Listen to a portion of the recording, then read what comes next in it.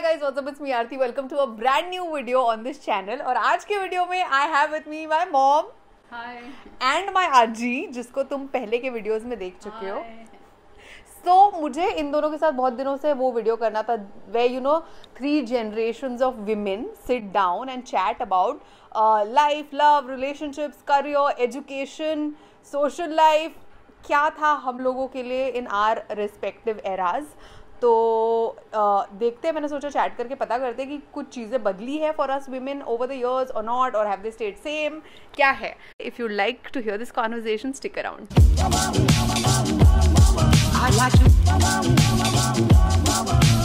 आजी रेडी आहे का बोलायला? हो ऐकू येऊ दे. कशाबद्दल बोलतोय आपण माहिती आहे? आपण पिढींबद्दल बोलतोय, पिढींबद्दल. तुमच्या पिढी आमच्या पिढीमध्ये काय वेगळं होतं, काय सेम आहे. So I think we can start by talking about our childhood respectively, है ना. म्हणजे चाइल्डहुड, एज्युकेशन, स्कूलिंग क्या था, कैसा था उस वक्त. तर तुझ्या जमान्यात आजी, जेव्हा तू एकदम लहान होती तेव्हा तुमच्या जमान्यात एज्युकेशनला काही इम्पॉर्टन्स होतं का, शिक्षणाला?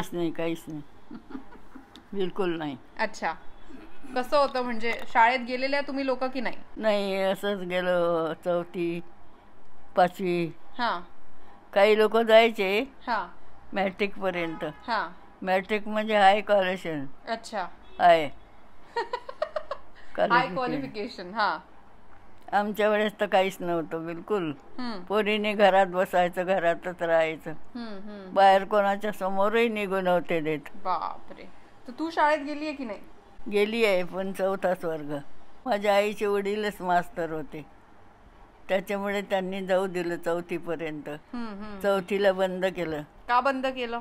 माहित नाही का बंद. पोरी बिघडतात म्हणे. ओ गॉड.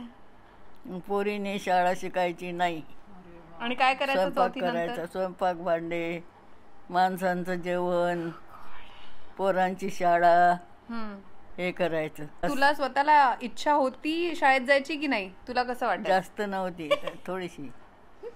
तुला आवडायचं नाही अभ्यास वगैरे? नाही, माझ्या जीवावर येत होतं शिक्षण.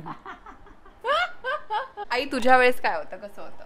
आईच्या वेळेस चांगलं होतं. आमच्या वेळेस असं होतं की मुलींच्या शिक्षणाला महत्त्व होतं, नाही असं नाही, पण एक सर्टन लेवलपर्यंत जायचं. आणि घरातही आमचे बाबा सुशिक्षित असल्यामुळे, सर्व्हिस करत असल्यामुळे त्यांना नेहमी वाटायचं की एज्युकेशन इम्पॉर्टंट आहे आणि मुलींनी स्वतःच्या पायावर उभं राहायलाच पाहिजे. तुमच्या वेळेस लोक मोटिवेट करायचे. आता जसं एकदम 100% एज्युकेशनला महत्त्व आहे, तसं एक सर्टन लेवलपर्यंत शिकवत होते, पण एज्युकेशन झाल्यावर लगेच ते लग्नाचा विचार करून लग्न करून देत होते. पुष्कळशा मुलींचे ग्रॅज्युएशन झाल्यावर लग्न होत होते, म्हणजे बाकी नोकरी बिकरीचं तेवढं नव्हतं. आणि बाकी तुमचं सगळ्यांचं लहानपण कसं होतं? म्हणजे शाळेशिवाय काय करायचे? असे बाहेर खेळायला जायचे? थोडंसं तात्पुरतं घराच्या आजूबाजूला खेळायचं. आणि त्यांचं असं होतं, थांब मला आठवू दे. आठव. त्यांचं असं होतं की मुलींनी समोर नाही निघायचं आमच्या वेळेस. आताच राहायचं. कोणी बाहेरचे पाहुणे आले, कोणी आलं तर आत दडून बसायचं. अच्छा, नाही, मी हे म्हणते लहानपणी तुम्ही लोक काय गेम्स वगैरे, काय खेळायचे? गेम असेच, थांब, फुगड्या आणि टिक्कर बिल्ला, लपाछिपी, अजून काय बा, टिक्कर बिल्ला. हो, टिक्कर बिल्ला, बरोबर आहे. टिक्कर बिल्ला, for those of you who do not know, is hopscotch. टिक्कर बिल्ला, पत्थर डालकर लंगडी. लंगडी, बरोबर आहे. झुल्यावर वगैरे तू बसायची ना? हो. आजी वॉज सो ॲडव्हेंचरस. आजीने चोरून जायची मी, जाऊन होते देत. बाबांच्या बैठकीत निंब होता, त्या निंबाला झुला खेळवतो. तिने बांधून दिला होता वडिलांनी खेळायसाठी. तर त्या झुल्यावर जाऊन जाऊन मला सवय झाली. खूप उंच घ्यायची. तर निंबाचा पाला दातात धरायची मी, खेळायची. एवढं ऍडव्हेंचर आहे तुझ्यात माझ्यात? हो, उंच, खूप उंच शिकायची, आपल्या मनानेच. तर मनाई नव्हते करत, फक्त बाजूला उभे राहत होते पडेल म्हणून. तुमच्या वेळेस काय खेळ होते, तुम्ही लहानपणी काय? आमच्या जमान्यात ते शाळेतून आलं की आम्ही दप्तर घरात फेकून पहिले आम्ही रस्त्यावर जायचं, लगोरी खेळायचं, टिक्कर बिल्ला खेळायचं, सेम छपाछपी, लपाछपी, किंवा बाकीचं हे थोडंसं व्हॉलीबॉल, बास्केटबॉल हे खेळत होतो. आय थिंक हम लोग भी like when I was a kid back in the 90s जेव्हा आम्ही लहान होतो नागपूरमध्ये, आम्ही पण सेम ना, hide and sick and out out and वो लंगडी out out and I don't know what all were those games, but यार मजा आता था यार वो फिजिकल गेम्स खेलने में. अभी मैं भूल भी रही हूँ बहुत सारे नाम,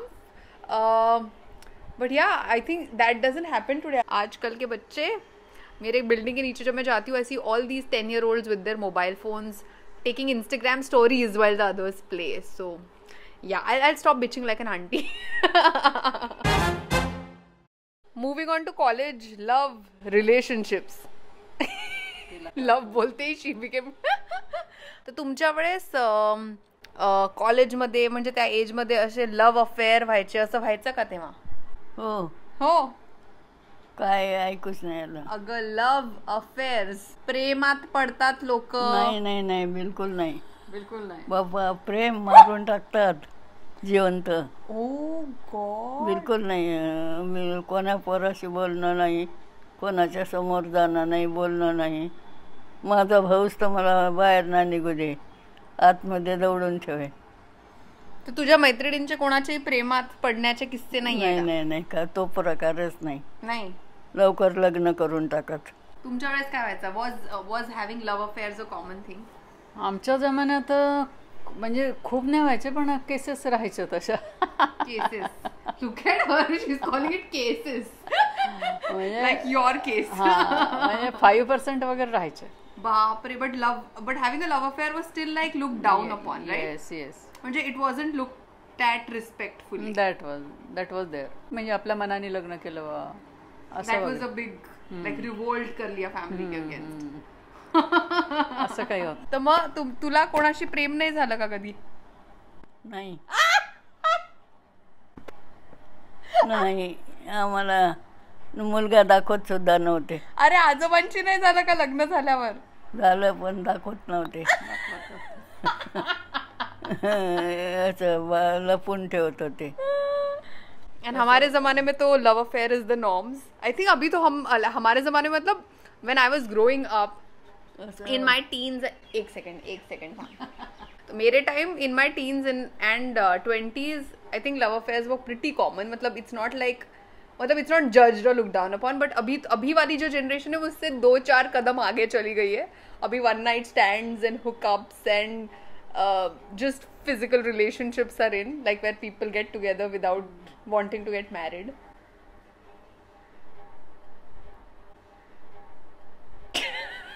अगं रिॲक्ट कर ना, आपण डिस्कस करतोय आमच्या एरामध्ये काय होतं. आजकाल जरा जास्तच ऍडव्हान्स झालेलं आहे, आणि इतकं ऍडव्हान्स होणं म्हणजे प्रत्येक गोष्टीचे प्रॉज अँड कॉन्स असतात. That's true, everything has its pros. त्याच्यामुळे आपण म्हणू नाही शकत की हे रॉंग आहे, हे राईट करो या ये मत करो. That's true. You can be all like no, I am not somebody who can get into relationships, I am more of a detached person. But ठीक है, ये वो वाला वीडियो नहीं है, so I just like take back what I was going to say. Now from love affairs let's go on to love marriage versus arrange marriage. तुमच्या जमान्यात लव्ह मॅरेजेस व्हायचे का? नाही नाही, आपल्या जातीत तर नव्हतं, आमच्या जातीत नव्हतं. अगं जाती सोड, दुसरे लोक माहित नाही बाबा, ते करू नव्हते देत कोणाला. तर तेव्हा लग्न कसे व्हायचे? लग्न करण्याचा प्रोसेस नाही, पाहुणे दाखवत होते, पोरीला पोरग दाखवतही नव्हते. आणि पोराला पोरगी दाखवायचे? नाही, पोराला नाही, कोणालाच नाही, कोणीच कोणाला नाही पाहायचं. नाही. This is a blind date, dude. This is a blind date that you have to stay with all your life. What? That is so. मला वाटलं मुलांना मुलगी दाखवायची. नाही ना, ते मला फक्त असं दाखवलं होतं दुरून, मला दाखवलं होतं, मग बाकी काही नाही. आणि त्यांनी तुला दुरून पाहिलं? दुरून पाहिलं, लपून लपून. आणि तुमच्या वेळेस अरेंज मॅरेज व्हायचे ना? आमच्या वेळेस अरेंज मॅरेज पण व्हायचे, लव्ह मॅरेज पण व्हायचे. आणि इवन लव्ह मॅरेज सुद्धा ज्यांच्या घरून म्हणजे परमिशन राहायची आईवडिलांची दोघांकडून, ते तर चांगले ग्रँड पण करायचे. आता ज्यांच्याकडून अपोज असेल तेच त्यांनाच फक्त काही ऑल्टरनेटिव्ह नाही म्हणून ते कोर्ट मॅरेज वगैरे. And arrange marriages got very progressive by your time. म्हणजे you got to see people, you got to see options. Reject करायचा वगैरे तुम्हाला चान्स मिळायचा? हो पूर्ण. तू किती लोकांना रिजेक्ट केलं? मी 1-2 लोकांना रिजेक्ट केलं, 2 लोकांना. ओके. आणि आमच्या वेळेस काय? तुमच्या वेळेस तर काय ओपन पूर्ण सुपर मार्केट आहे. That is so mean. But it's like catalog shopping, literally. What is Shaadi.com and Jeevan Sathi?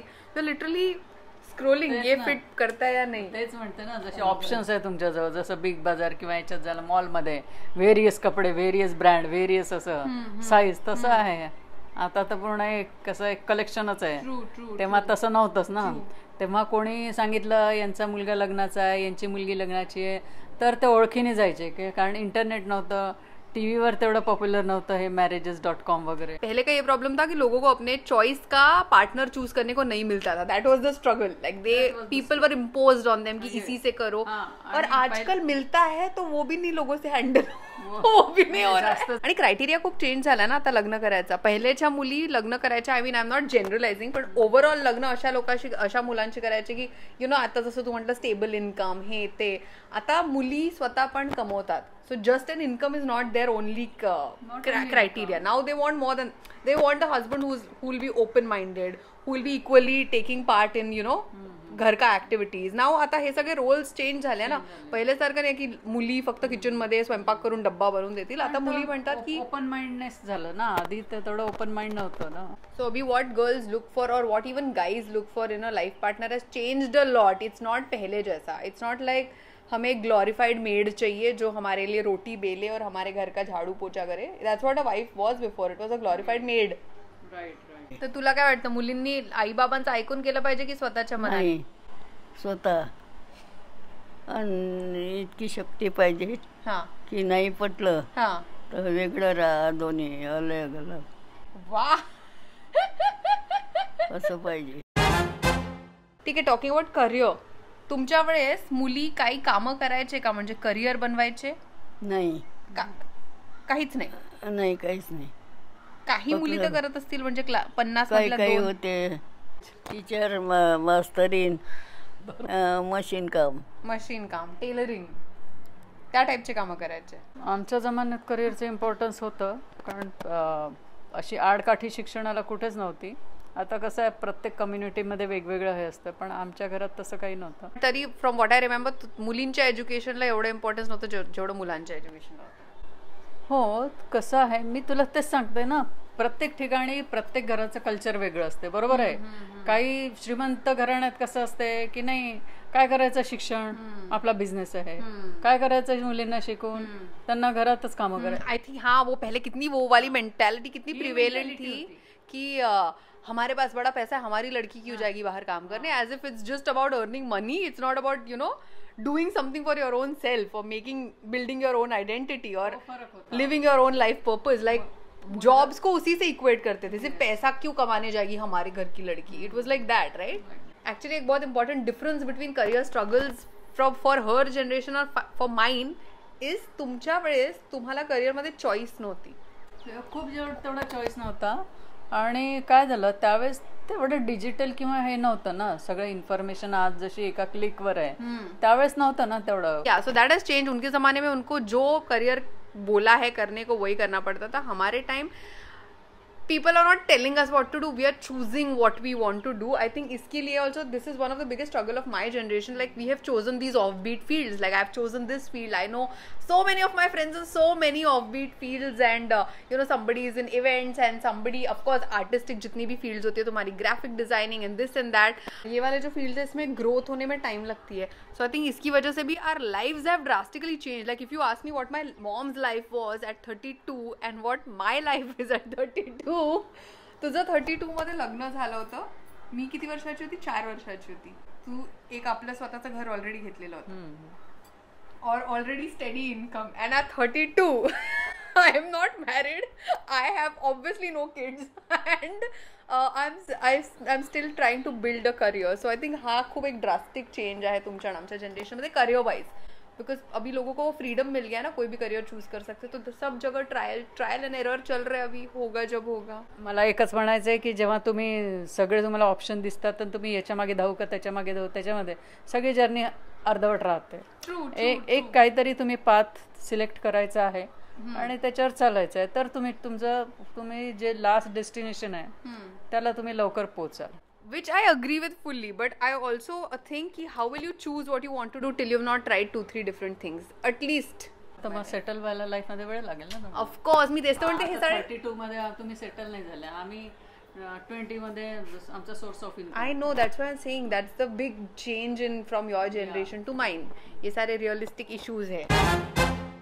तर आता आपण सोशल लाईफ बद्दल बोलू. पिक्चर पाहायला जाते, पार्टी मध्ये जाते, तसं तुमच्या वेळेस काय व्हायचं?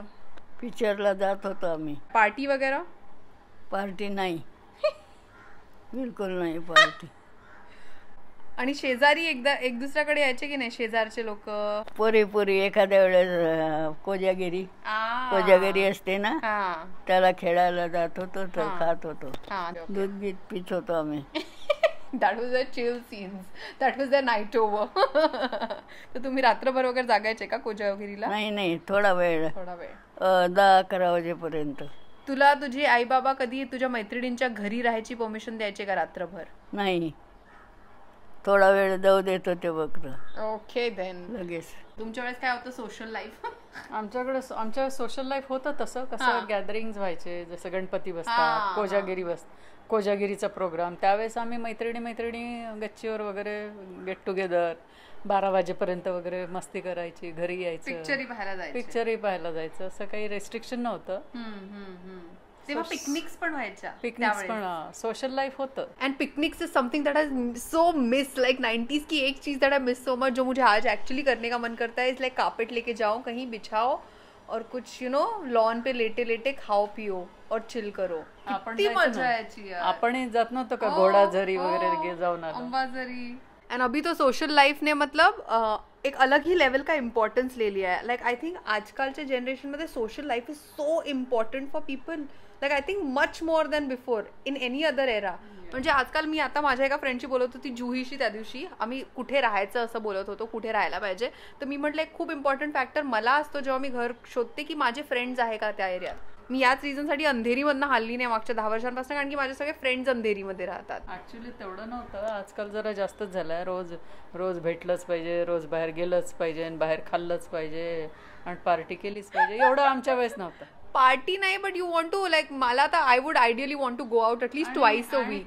इनफॅक्ट आजकाल तर ते पहिले जितकं करिअरच्या मागे धावायचे आणि जितकं पागल सारखं फक्त काम करायचे, people have stop doing the opposite of it. Right.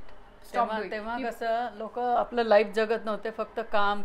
Exactly. आणि त्याच्यानंतर त्यांचं स्ट्रेस आणि टेन्शनमुळे लोकांच्या लक्षात आलंय नेक्स्ट पिढीच्या की नुसतीच काम करून होत नाही. It's not good. You need to live your life, you need to give yourself time. Exactly. wholesome life you must live. That's what people have. Both. Correct. Work life balance. Correct. I think that's a big one for our generation at least. हम लोग constantly strive कर रहे हैं कि हम काम पे भी ध्यान दें और अपनी लाइफ को पे भी उतना ही ध्यान दें, अपने ऊपर ध्यान दें. तो ये एक बहुत नई चीज हमारे जनरेशन में आ गई है. जब मैं सोशल लाइफ की बात करती हूँ तो I am so reminded of birthday parties. How birthday parties have change since generation. तुम्ही जेव्हा लहान होते तेव्हा बर्थडे पार्टी व्हायची? नाही, होत नव्हती. काय करायचे तुम्ही तुमच्या जन्मदिवसावर? ओ गॉड. घरच्या घरी केलं तर केलं. ओ that is so sad. Cake नाही आणायचे? केक नाही. आई बाबा गिफ्ट पण नाही द्यायचे? ओ गॉड, दॅट इज सो. फक्त एखादा फ्रॉक नवीन करून देत होते. कपडे घरच्या घरी. अच्छा. आमच्या वेळेस असं काही खूप काही फॅड नव्हतं. बर्थडेचं आला घरच्या घरी करायचा, एखादा नवीन ड्रेस घालायचा आणि घरच्या घरी चांगलं जेवायचं, बस तेवढंच होतं. घरी जेवण चांगलं बनायचं. केक कापायचं फॅड नव्हतं तेव्हा. आणि गिफ्ट्स वगैरे ते तर विसरूनच. God. And cut to people in my generation take birthday vacation. आजकालचे लोक बर्थडे ट्रिप असते, काही दिवसांनी महिनाभर बर्थडे सेलिब्रेशन होईल. मला असं मी तो ऑलरेडी करते महिनाभर ऑलमोस्ट. मैं मेरे बर्थडे मंथ में इतनी रिच फील करती हूँ ना जितनी मैं पूरे साल में नहीं करती. आई एम लाइक बर्थडे खर्च करो पैसे. 1 अक्टूबर से I start feeling so rich, I can tell you. And by 30 October I am broke. Mediums of entertainment काय म्हणतात, मनोरंजनसाठी काय होतं जसं आमच्या वेळेस आता काहीच नाही कुछ भी मनोरंजन काहीच नाही. अगं तमाशा वगैरे नाटक, फक्त तमाशा. जात नव्हते, बाया नव्हत्या जात तमाशाला. वो भी लड़के भाई अलग ही आहे यार. फक्त माणसं जात होते. खूपच कौतुक माणसांचं. हो, फक्त माणसंच बायाला नव्हते जाऊ देत बाया तमाशा. काय करायच्या घरी जेव्हा माणसं तमाशा पाहायला जायचे? झोपून राहायच्या. आधी तर काहीच नव्हतं. नंतर मला वाटतं आम्ही काहीतरी 11वीत वगैरे गेल्यावर तो टी व्ही आला. कारण थोडंसं घरी आमचे वडील अगेन्स्ट होते त्या टीव्ही वगैरेच्या. ऑल इंडियन डॅड्स खरीदते की होते टीव्ही. थिएटरमध्ये नाटकं, सिनेमा हे वगैरे आम्ही पाहायला जायचो मधून मधून, खूप नाही पण एखादंच. What is one serial that you remember? ती एक बुनियाद म्हणून होती ना सिरियल. ती तुझ्या लहानपणी कुठे होती? ती माझ्या what generation are you talking about? Buniyaad माझ्या लहानपणी होती. मी तुझ्या लहानपणीची गोष्ट करते. माझ्या लहानपणी ते रामायण वगैरे होतं. ते पण माझ्या लहानपणी. मला नाही आठवत माझ्या लहानपणी काय होतं. हा छायागीत वगैरे होतं ते पण माझ्या लहानपणी होतं. रंगोली. सो व्हेन आई वाज यंग, हमारे घर पे पता नहीं इन लोगों को क्या प्रॉब्लम था टीवी से. हमारे घर टीवी था but black and white TV था for the longest time. We did not have colour TV. आठवतं आपल्या घरी ब्लॅक अँड व्हाईट आणि DD1 होतं. तो मुझे इसलिए मेरी सारी बचपन की मेमोरीज आर DD1 के shows, not Zee TV shows like all these other kids that I meet, all people that I meet at work. ते सगळे बोलतात झीवर कोणते शोज होते, हम 5 और ये और hip hip hurray. I am like sorry, मैं जय हनुमान देखती थी DD1 पे and Jai Shri Krishna and Mahabharat and Rangoli. That was my बचपन का टीव्ही वाला मेमोरी. बट टीव्ही नंतर त्याच्यानंतर ऑब्विसली कलर टीव्ही आला. देन दॅट होल के सिरियल का फुल बरसात हॅपन जेव्हा मी 7th मध्ये गेली. कसौटी जिंदगी की, क्योंकि सास भी कभी बहू थी, कहानी Ghar Ghar Kii, all that. So full colour TV boom happened then. बहुत सारे चैनल्स आए और अभी तो पूछो ही मत. अभी तो समझ में नहीं आता इंसान देखे तो क्या देखे. Amazon prime, Netflix, ZEE5, Voot, YouTube, there is so much content to watch. आजकालच्या लोकांना सगळीकडे ऑप्शन आहे, फक्त मॅरेजेस मध्ये नाही, पाहायलाही. सो दॅट्स हाऊ कॉन्टेंट और एंटरटेनमेंट हॅज चेंज्ड. आणि तेव्हा कसं असं बसावं लागायचं टीव्हीवर. आता तर कंटिन्युअस हातातच आहे. तुम्ही बाहेर राहा की घरात राहा, है ना, एंटरटेनमेंट. करेक्ट. बस तुम्ही ट्रॅव्हलिंग करत आहे गाडीमध्ये तरी तुम्ही काही पाहू शकता. करेक्ट. पहले एक टाइम का वेट करना होता था कि इतने बजे ये आएगा. वो भी एक एक्साइटमेंट था. वही. Do you remember KBC say excitement? 9 बजे रात को 9 बजे का वेट करना पड़ता था. अभी देखो कल का KBC आप भी चाहिए तो अब भी देख सकते हैं. ऐसा है. ट्रू. इसलिए आई थिंक वो अर्जेंसी नहीं रही अभी वो शोज देखने की जो पहले थी ना, कारण की लोगों ने क्या है ऑनलाइन आ जाएगा, मैं बाद में देख ही लूंगी. And the last thing which has changed phenomenally over years is mediums of communication and staying in touch. पहिले आजी तुमच्या वेळेस कोणी दुसऱ्या गावात असलं तर तुम्ही त्याच्याशी कसे कॉन्टॅक्ट करायचे? चिठ्ठ्या पाठवत होते. एका माणसाजवळ माणूस असते की नाही, त्याच्याजवळ चिठ्ठी पाठवत होते. तो जायचा आणि चिठ्ठी देऊन. मतलब एक इंसान को एक बात बोलिए, दूसरे को उसमें तीसरा इन्वॉल्व हो गया है वो ले जाने के लिए. तो चिठ्ठी घेऊन जात होता दुसऱ्या गावला आणि वापस येत होता. दुसऱ्या गावला जाऊन रिप्लाय घेऊन वापस येत होता की बिना रिप्लायचा? हो. बापरे. फक्त आजोबा माझे वडील, माझ्या वडिलांच्या गावात सडक होती. तिथून मोटारी जात होत्या जुन्या. अच्छा. तर त्याच्यात तिकीट काढून बसत होते. पत्रासाठी? ओके. तुमच्या वेळेस पत्र होते आणि त्यावेळेस लोकांकडे फोन नव्हते. फार अगदी लँडलाईन सिलेक्टेड लोकांकडे राहायचे आणि एक बूथ राहायचं, STD बूथ. त्याच्यावर जाऊन लोकांना जर काही अर्जंट कम्युनिकेशन करायचं असलं तर ते तिथे जाऊन फोन करायचे. आणि अदरवाईज जर अर्जंट नसेल तर सरळ पत्र लिहून पोस्टात टाकायचे. पोस्टमॅन त्यांच्या घरी नेऊन द्यायचे. STD बूथ था. बट ये भी बहुत फनी होता था उस टाइम पे की ज्यांच्याशी बोलायचं आहे त्यांच्या घरी पण फोन नसायचा आणि तुमच्या घरी तर तुम्ही दुसऱ्याकडनं जाऊन त्याला फोन करायचे आणि त्या दुसऱ्याला म्हणायचे त्याला हा मेसेज दे. नाही त्याच्या बाजू तेच तर मी म्हणते. म्हणजे तुमची काही प्रायव्हेट कॉन्व्हर्सेशन प्रायव्हेट राहायचीच नाही, 4 लोकांमध्ये ती होऊन जायची. नाही प्रायव्हेट असेल तर मग पत्र लिहायचे ना, ते कशाला फोनवर सांगणार. तब टेलीफोन इतना स्ट्रगल करना पड़ता था एक मैसेज पहुंचाने के लिए, किसके किसके नंबर निकाल के उनको फोन करके. एंड नाउ सब हात में आहे, 24/7 हातात आहे. पाहिजे तो व्हिडिओवर पाहू शकतो लोकांना, जे दुसरे तरी लोकांना एफर्ट नाही करायचा बोलायचा. इसको कहते हैं डिफरेंस इन जनरेशन. पहले इतना एफर्ट करते थे for one little communication, end now that you have it at your mercy. लोकांचे चेहरे पण पाहू शकता. तेव्हा बिचारे भेटल्याशिवाय वर्षभर लोकांच्या भेटी नव्हत्या, तोंड नव्हतं पाहिलं जात. म्हणजे किती तसं पाहिलं तर एक सॅडनेस होता है ना. कोणी बाहेर देशात गेलं तर फिर तो अलग ही बात है, सालों तक. So that was 3 generations of women, my Aji, my Ai and me, discussing how life, love, relationships, career, education, entertainment, media, everything has changed over years for all of us individually. I hope तुम्हें video देखकर मजा आया. I'll see you guys real soon. Until then, you know what to do. If you liked it, hit the like button, subscribe to my channel, hit the bell icon if you're new, and we'll see you soon. Bye. Bye. Bye.